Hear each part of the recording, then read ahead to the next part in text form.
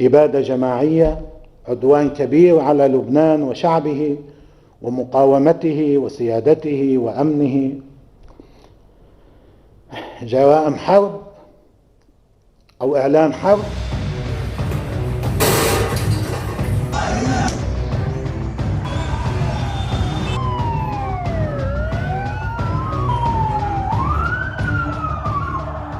Israel Hamas की युद्ध की वजह से मिडिल ईस्ट में जिस बात का डर सता रहा था, आखिर अब वही होने जा रहा है।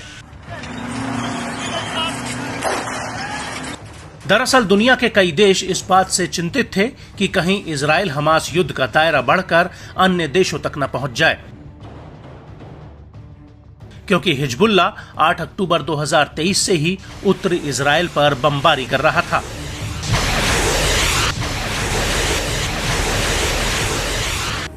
लेकिन इस सब के बीच लेबनान में 17 सितंबर को अचानक से पेजर डिवाइसेस में धमाके शुरू हो गए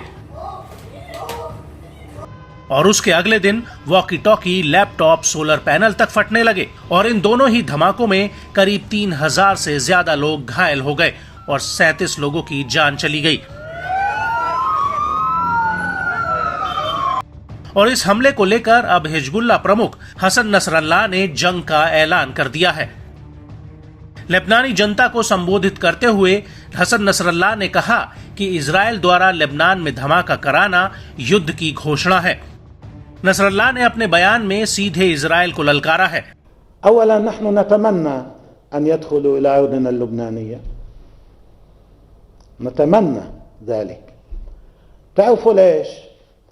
لأنه هن على الحدود بالمواقع تبعهم عاملين تحصينات ضخمة، دباباتهم قليل ما عم تحرك، هلا مجرد حركة دبابة آلية ضربوها مقاومون। आपको बता दें कि नसरल्लाह ने इजराइल से दो टूक कह दिया है कि वो पेजर धमाकों की सजा इजराइल को जरूर देगा। शक أن العدوان الذي حصل هو عدوان كبير، وكما قلت في سياق الكلمة هو غير مسبوق، وسيواجه بحساب عسير وقصاص عادل من حيث يحتسبون ومن حيث لا يحتسبون। नसरल्लाह ने आगे आईडीएफ को लेकर एक और बड़ी बात कही है। उसने कहा कि अगर आईडीएफ लेबनान में घुसेगी तो हम इसका अलग तरीके से स्वागत करेंगे। نحن عم نفتش على الجندي وعلى الدبابة بالسراج والفتيلة في الليل وفي النهار، ومحتاجين لجهد معلوماتي يومي، جهد استخباري يومي لنحدد أماكن هؤلاء ونستهدفهم. أما لما بيجوا لعنا أهلا وسهلا، هذا سيعطينا، هذا اللي هو بيعتبره تهديد نحن نعتبره فرصة، بل نعتبره فرصة تاريخية، بل نتمناها।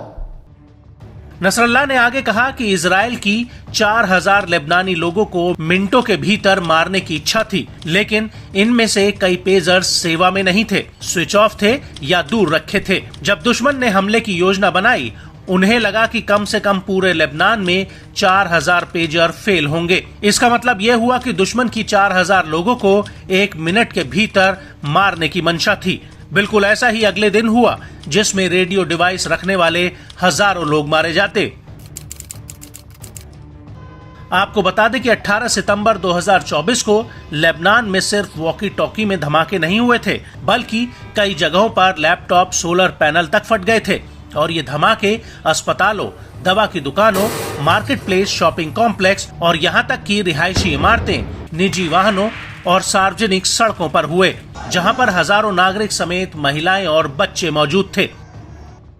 और इसको लेकर नसरल्लाह का कहना है कि मैं तुम्हें ये बता सकता हूँ कि इस हमले ने हमें तोड़ा नहीं है, हम टूटेंगे नहीं। इससे लड़ाई को जारी रखने का हमारा संकल्प और दृढ़ निश्चय और बढ़ेगा। आपको बता दें कि नसरल्लाह ने यह भी कहा कि इजराइल ने यह हमला इसलिए किया क्योंकि अलक्सा फ्लड ऑपरेशन के बाद दक्षिणी लेबनान ने इजराइल के खिलाफ एक मोर्चा खोल दिया था,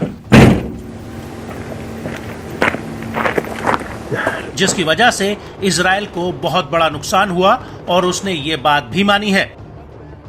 وأنا أقول لنتنياهو ولجالنت ولجيش العدو ولكيان العدو لن تستطيعوا أن تعيدوا سكان الشمال إلى الشمال، لن تستطيعوا أن تعيدوا المستوطنين المحتلين المغتصبين إلى المستعمرات في الشمال. नसरल्लाह का आगे कहना है कि इजराइल ने लेबनान में जो किया है उसकी कीमत पीएम नेतन्याहू और रक्षा मंत्री योव गैलेंट को चुकानी होगी। हम इजराइल से फिर से कहते हैं कि जब तक गाजा में युद्ध नहीं थम जाता तब तक लेबनान के हमले जारी रहेंगे। हालांकि नसरल्लाह का यह भी दावा है कि 17 और 18 सितंबर का इजराइल का धमाकों वाला हमला पूरी तरह से फेल हो गया और लेबनानी जनता अभी भी इजराइल के आगे खड़ी हुई है।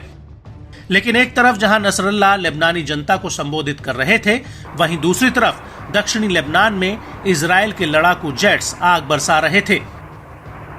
दरअसल आईडीएफ ने लेबनान के ऊपर अभी तक के सबसे बड़े हवाई हमले किए हैं। इजरायली जेट्स ने दक्षिणी लेबनान पर दर्जनों बम बरसाए हैं।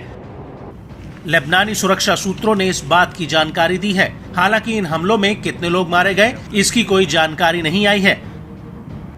वहीं आईडीएफ ने भी इन हमलों को लेकर कुछ नहीं कहा है।